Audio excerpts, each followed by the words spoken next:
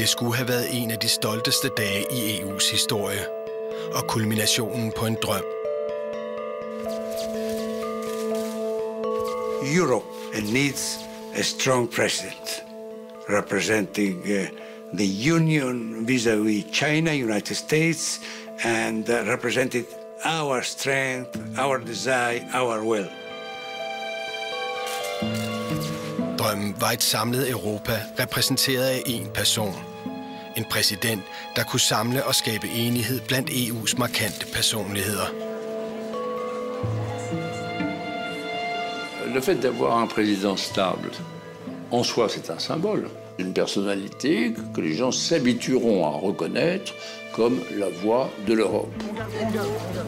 Efter 8 års forhandlinger og et utal af kompromiser, var det endelig lykkedes at blive enige om én person. Pour moi, c'était quelque chose d'inouï, d'invraisemblable, de surréaliste. En ukendt belgier, der ikke ville have jobbet. Es ist ein Witz eigentlich.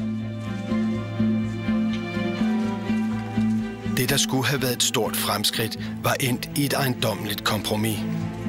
Sagen wir so, wir wollten zu den Sternen und sind auf der Erde geblieben. Det her er den usædvanlige historie om, hvordan denne mand blev den første præsident for det europæiske råd.